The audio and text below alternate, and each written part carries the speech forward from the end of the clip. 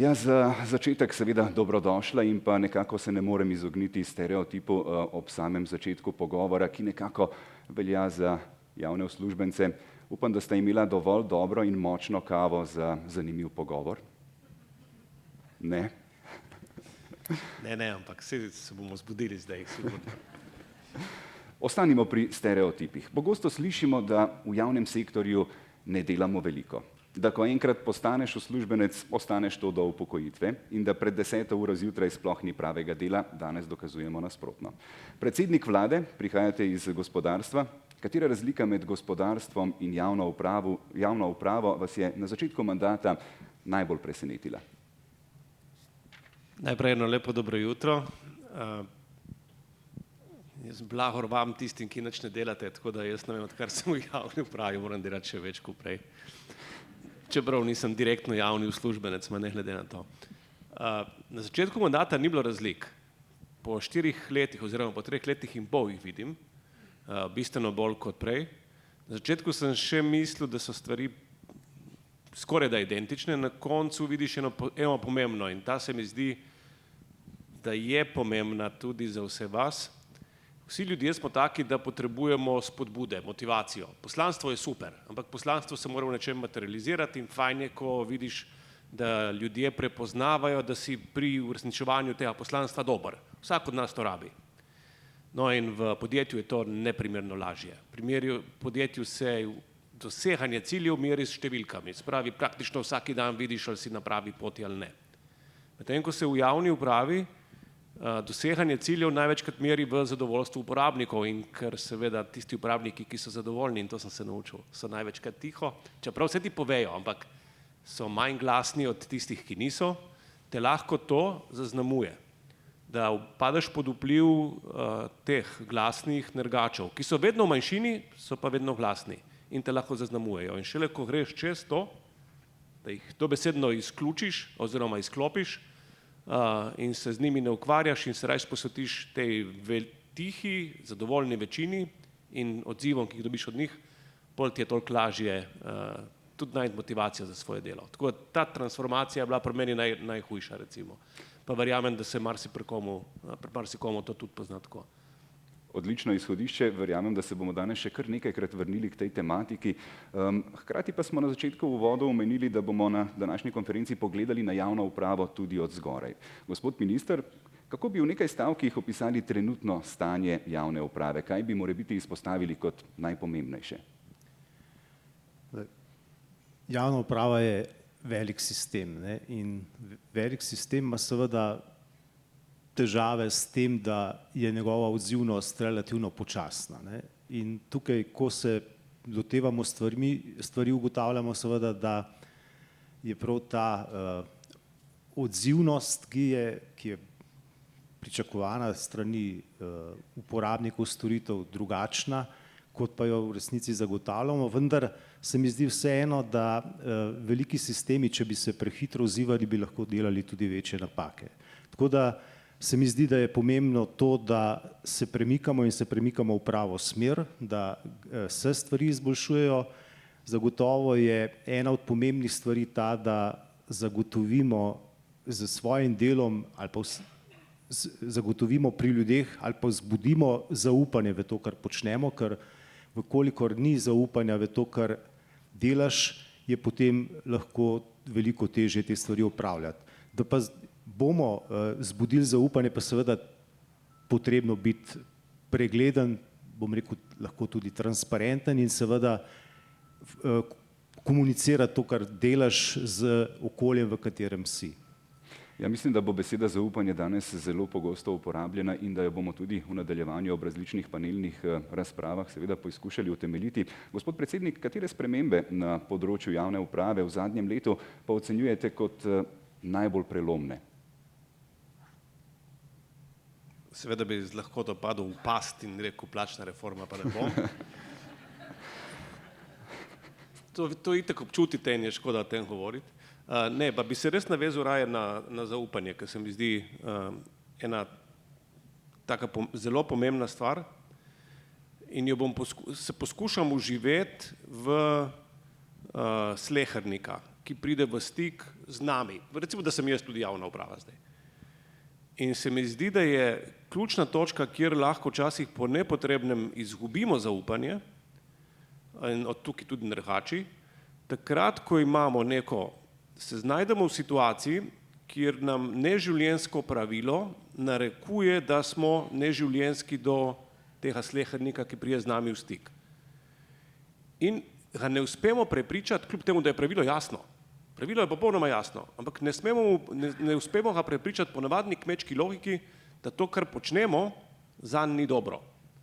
In ko se s takim primerom srečamo, se mi zdi, da v sistemu enostavno, vsaj zaenkrat, ne vidim dovolj poti, po katerih bi bila ta izboljšava pravil nekaj samoumevnega in nekaj, k čemur bi vas tudi nagovarjali.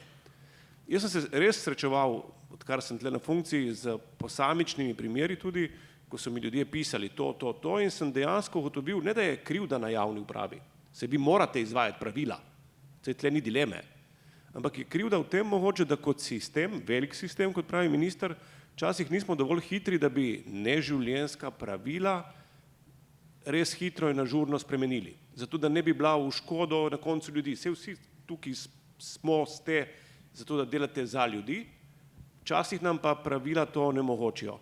Pa takih primerov, pa zdaj bom namenoma, ker vidim, da je generalni direktor policije tudi tu uporabil ta primer zadnji, ki je zadnje dni tako aktualen, in to je nasilništvo.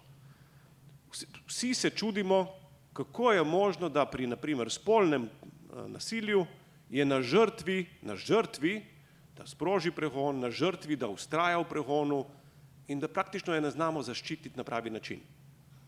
In to pravilo je postalo skozi čas neživljenjsko, ker so storilci dobili svoje, ampak res svoje pravice, človekove pravice, in so zaščiteni na vse možne načine, vključno z brezplačno pomočjo, potem ko smo na žrtvu v celem tem procesu pozabili.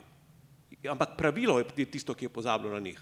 No in včasih je treba tako pravilo enostavno spremeniti in potem tudi zaupanje vseh nas, ki se trudimo, kar naenkrat poskoči.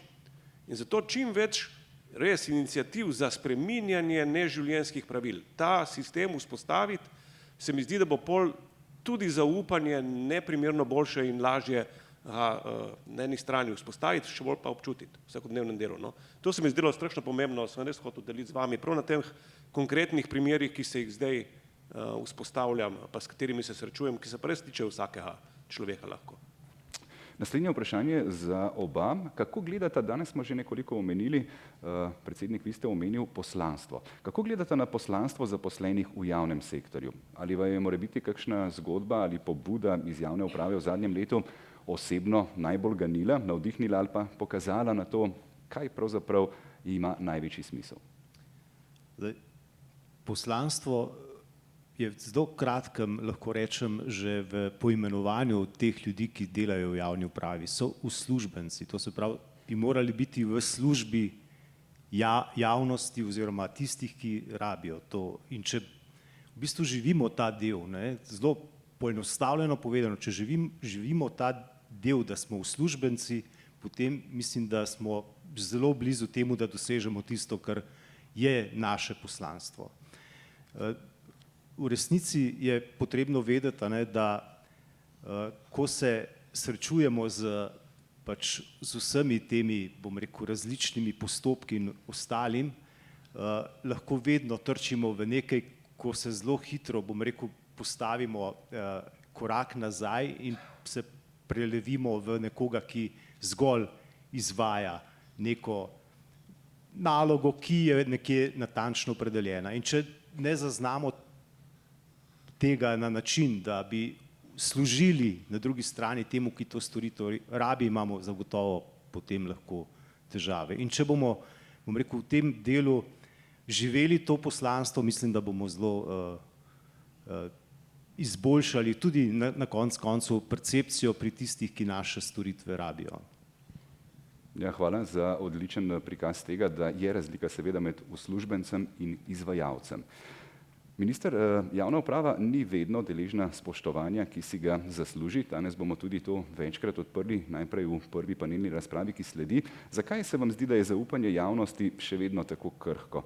Kako se v vodstvu odzovete na kritike, še posebej tiste, ki pridejo iz notranjosti sistema? Jaz mislim, da je treba kritike vedno jemati kot nekaj, kar nam je podlaga za to, da stvari spreminjamo. Ne glede na to, a pridejo znotraj iz sistema ali pa pridejo od odzunaj. In velika vloga ali pa velik pomen pri tem, kako se odzivamo na te kritike, je seveda v tistih, ki vodimo posamezna področja. In vodenje je v resnici eden od ključnih dejavnikov, to mislim, da smo tudi lani govorili, in bistveno lahko prispeva k temu, da vsi tisti, ki so vodeni, ne bom govoril, da so upravljani, ker upravljamo mrtve stvari, ne. Ljudi pa seveda moramo z njimi ravnati in od njih pač zahtevati seveda, da opravijo to, kar se od njih pričakuje, hkrati pa jim nuditi podporo in graditi s tem tudi zaupanje znotraj sistema. Kritika sama, to, kar ste prej vprašali, je pa samo po moje eden od elementov, ki nam lahko pomaga izboljševati stvari. Ja, kako voditi uslužbence in ne upravljati izvajalcev, je najbrž eno izmed vprašanj, ki ga bomo danes še izpostavljali. Predsednik vlade, kako pa menite, da politika vpliva na ugled javne uprave? Večkrat ste dejali, da je javni sektor hrbtenica družbe, javne storitve seveda vsak dan, pogosto 24 ur na dan, 7 dni na teden, zahtevajo motivirane, dobro plačane, spoštovane ljudi. Kako lahko še okrepimo oziroma gradimo to spoštovanje? Jaz sem prepričan, da vsi delimo mnenje, da politika izključno pozitivno vpliva na ugled vseh, ki pridejo z njo v stik. Malo vam bom spet porušil ritem, pa mi šel na to, kar je minister omenil glede kritik. Jaz mislim, da se bomo še bolj govorili o vodenju, ampak ena tema, ena točka, brez katere jaz recimo ne bi preživel v tej funkciji, pa niti ne v prejšnji, ko sem vodil gospodarsko družbo. Vedno in povsod je dobro, ko na začetku vseh procesov spodbujaš, ampak res spodbujaš demokratično izmenjavo mnenj. Takrat so vse ideje, na začetku procesa so vse ideje enako dobre, enako vredne in zaželjene. To je na začetku procesa. Potem se moraš kot vodja, vsak od nas prije prej to situacijo, odločiti, katerim idejam boš dal prednost. In tudi to je lahko demokratičen proces, ampak nekdo se mora na koncu odločiti pa reči, gremo v to smer. Ko je enkrat smer začrtana, pa nove ideje niso več nujno zaželjene, ker je treba smer, ki je bila začrtana, izvesti. In ljudje smo različni. Eni so taki, da so pogumni v prvi fazi, takrat, ko je njihov prispevek dejansko zelo koristen, drugi so pa takrat tiho in začnejo iskati alternative, takrat, ko bi morali izpeljati tisto, kar so se vsi ostali dogovorili. In vodja mora prepoznati med ljudmi, in res to mora prepoznati, kdo so tisti, ki prispevajo v pravem trenutku in kdo so tisti, ki ali iz strahu, ali negotovosti, ali karkoli, se oglasijo šele takrat, ko bi morali stvari že peljati naprej. To ne pomeni, da vodja to mora vedeti. To ne pomeni, da je treba te ljudi izključiti iz procesa. Vedeti mora, ker jih mora potem te ljudi ustrezno tudi na nek način sanirati, spravi njihovo delovanje na kolektiv. Če tega ne počneš, si ves čas dobesedno v nekem takem zastoju, permanentnem zastoju, predvsem pa v permanentni slabi volji med ljudmi, ki delajo v isti ekipi. In ta del se mi je zdel zelo pomemben. So kritike, ampak ideje, in je kritizerstvo takrat, ko bi morali skupaj nekaj narediti. In tu je treba narediti razliko. Vsi najuspešnejši, ampak res gospodarstveniki, sigurno ste si brali knjige tudi od njih, vam povejo, da ideje so zaželjene in treba jih je spodbujati, da jih je čim več, na koncu jih pa mora vodja obtežiti, dobesedno obtežiti, katera ideja je bolj pomembna, ima večjo vrednost, glede na to, kdo je tisti, ki jo podaja. Ker vsak od nas ima zgodovino, dobesedno, koliko so bile naše ideje koristne, pa koliko niso bile koristne. In vodja mora vedeti, čigave ideje so koristne bile v preteklosti, čigave pač niso bile. In dajati prednost sam pri sebi, ne drugače, pri tem, da ve, kateri zaposleni, kateri uslužbenec je Tisti, ki daje ideje, ki so se izkazale kot zelo koristne v preteklosti in katerih pač je lahko sicer glasen, ampak njihove ideje razen glasnosti niso imele velikega učinka. Ta del se mi zdi neizmerno pomemben in še enkrat vem, to ni samo v javnem sektorju, to je povsod, se je tudi v družini doma je enako. Sem da tega ne govorimo na glas, ampak samo vsak pri sebi procesira in popolnoma enako je v vsakem kolektivu. In včasih bežimo od te in si mislimo, da je glasnost najbolj pomembna. Ne, vodja mora presojati ne na podlagi glasnosti, ampak na podlagi preteklih izkušenj z idejami posameznikov. Vsem prisluhniti, ampak obtežiti pa bolj tiste, ki so se izkazali že v preteklosti kot bolj koristni.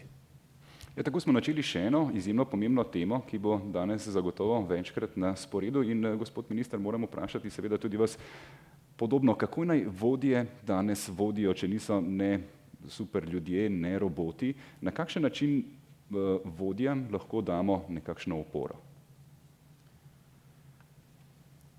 V javnem sektorju je vodenje enako pomembno, kot je že omenil predsednik vlade, kot je v zasebnem sektorju. Mi smo imeli do pred kratkim v bistvu ta del slabo vrednoten, če smemo temu tako reči, in tukaj se je tudi zgodil in smo prišli do neke negativne selekcije znotraj sistema. Vodje seveda morajo biti voditelji, ne morejo biti šefi, ker če si, ne vem, seveda moraš v nekem trenutku sprejeti odločitev in biti šef in reči, tako bomo šli naprej, kar je bilo že omenjeno. Zagotovo pa je potrebno v tem delu spodbuditi pri ljudeh, da se začnejo odzivati, ker toliko kot recimo imamo vpogleda v vsak, bom rekel, sistem, ali v realnem ali pa v javnem sektorju, bomo s tem, ko bomo odprli prostor za to, da začnejo ideje prihajati na dan, bomo seveda tudi vključili ljudi, ki želijo sodelovati. Vedno pač že po, bom rekel, zakonitosti je, da imamo neko skupino, ki želi biti pionir, imamo skupino, ki želi pristopiti k tistim, ki so močnejši in najbolj pomembno se mi zdi to, da tiste ljudi, ki zavirajo sistem, premagajo tej pionirji, tisti, ki želijo razvijati stvari in da ti stopijo k tem. Če pa se pa zadeve obrnejo, da stopijo k tem, ki želijo zavirati sistem, potem imamo pa zagotovo težav. In tukaj je, se mi zdi, ključna vloga vodij, da prepoznavajo, bom rekel, v celotni tej svoji organizaciji, tam, kjer pač so si želeli, da bodo opravili to svojo funkcijo vodje, kaj je tisto, kar lahko spreminja stvari na boljše in na tem dajejo velik poudarek. Če si predstavljamo prihodnost, seveda ne jutri, kljub temu, da je to nekakšen slogan naše konference, ampak gremo v leto 2030. Kaj bi si želeli, gospod predsednik, da javna uprava takrat zmore in zna, česar danes še ne? Kaj pomeni moderna, zaupanja vredna uprava v vašem pogledu? Obstajajo bližnjice in zdaj bi lahko začel o digitalizaciji in umetni inteligenci. To je bližnjica, ki sicer prihaja, ampak bo uspešna toliko, kolikor bomo uspešni pri organizaciji medsebojnih odnosov. Jaz še vedno mislim, da so vsi kolektivi, vsi sistemi prihodnosti bodo temeljili seveda itak na ljudeh, ampak temeljili bojo na zdravih odnosih med ljudmi v ekipah.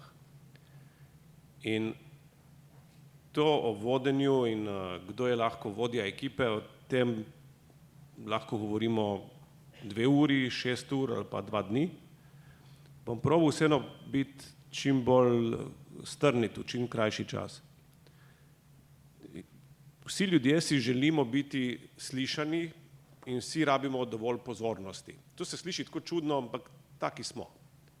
In tudi ko delamo, v resnici želimo, da nas nekdo sliši in da imamo pozornost svojega vodje.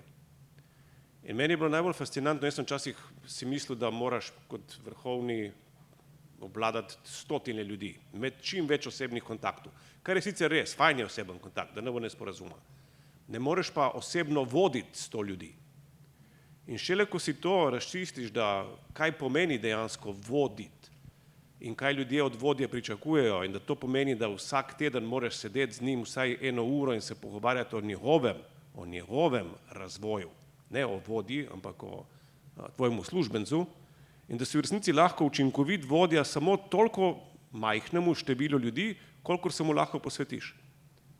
In šele, ko to ponotraniš, da moraš si strukturo narediti tako, da imaš oseben stik s tvojimi neposrednimi in oni si morajo potem naprej, spravi moraš delegirati tudi sistem vodenja, šele takrat lahko postaneš pravi vodja za tvoje ljudi v ekipi.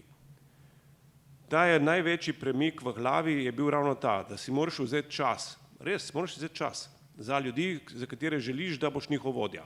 Če si ne vzameš časa, ne moreš biti njihov vodja, pika. To je bila prva taka, ki sem rabil tudi jaz dolgo časa, da sem jo ponotranil, in če bi se vse to preneslo, naprimer in vsi veliki sistemi delujejo na tem principu.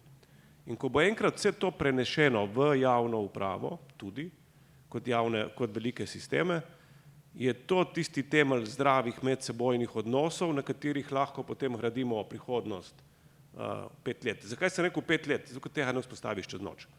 Jaz sem to na firmi vzpostavil 2 leti, pa je šlo bistveno hitreje kot v javni upravi iz 100 razlogov, tudi zaradi naročanja pa tako naprej, ker je sorazmerno kompleksen proces. Pa je trajalo 2 leti.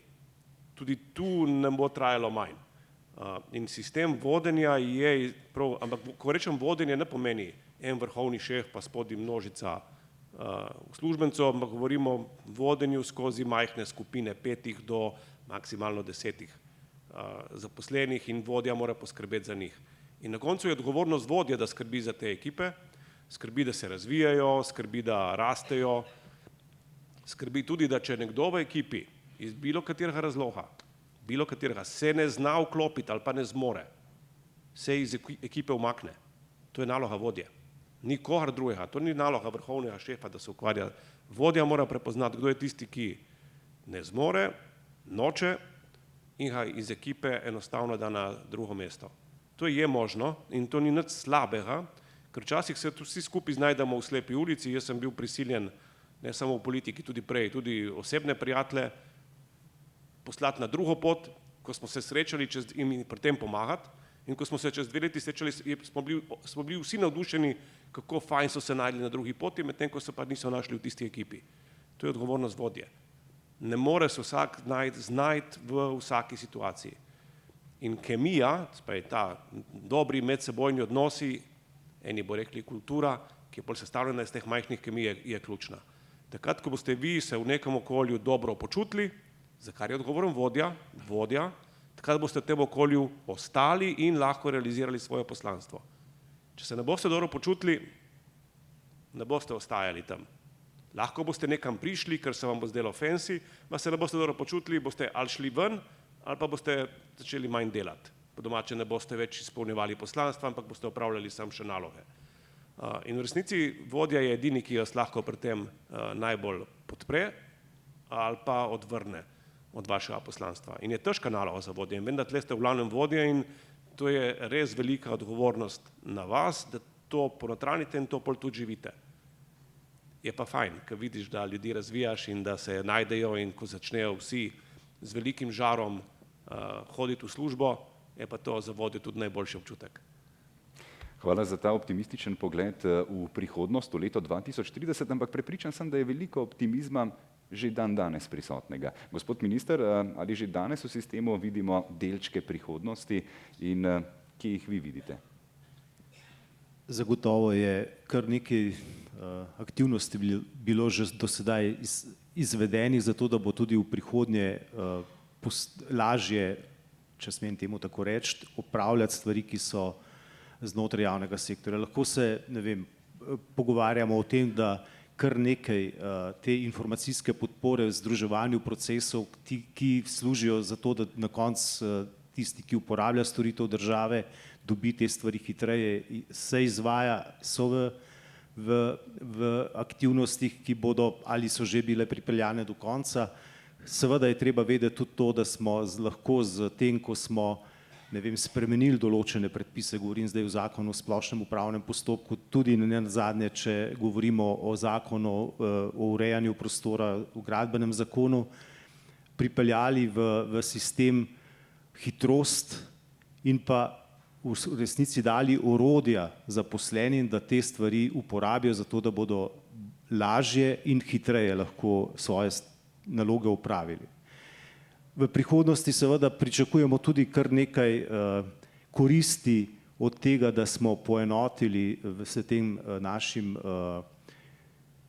kompetenčnim centrom oziroma tam, kjer bomo zdaj na enem mestu v bistvu zbirali prijave za tiste, ki bodo kandidirali na uradniška mesta znotraj javne uprave in naredili prvi postopek, v tistem prvem delu postopek digitaliziran v celoti, potem pa to dali tistim organom, ki bodo pač naprej se odločali na podlagi meril, kdo je najprimernejši. Tudi za tiste, ki želijo biti v javni upravi, kar je bilo do zdaj, bom rekel, problem. Če si se prijavijo, lahko trajalo tudi pol leta, da se je postopek zaključil in marsikdo je, glede na to, da je v tem času povpraševanje po ljudeh še vedno izjemno večje ali pa večje od nižja ponudba, kot je povpraševanje, je na tak način, jaz mislim, državna uprava oziroma javna uprava postala konkurenčna na trgu tudi z zasebnim sektorjem, še posebej zato, ker so, čeprav je predsednik prej rekel, da se ne bo pustil speljati na plače, ker mislim, da vseeno ta materialni del je zdaj tak, da je postal zanimiv tudi da je postalo delo v javni upravi zanimivo tudi za tiste, ki na trgu konkurirajo za delo.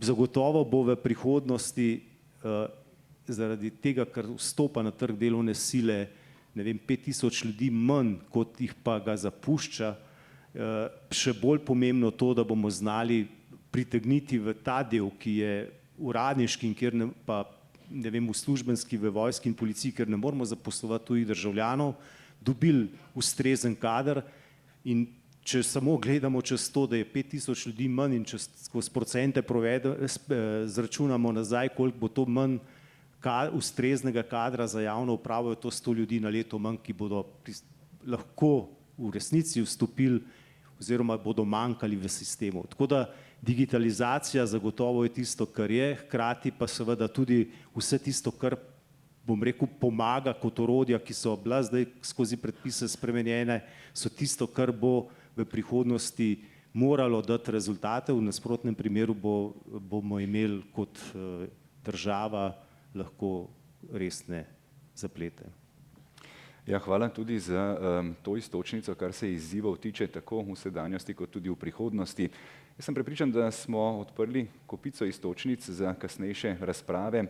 Beseda zaupanje bo danes pogosto izpostavljena, beseda poslanstvo, govorili bomo o pomenu vodij in pa seveda o vseh izzivih za prihodnost. Morebiti za zaključek tega uvodnega dela še vajina zaključna sklepna misel, kaj more biti tisto, kar bi si želela, da bi današnji udeleženci odnesli s seboj domov kot nekakšno sporočilo konference.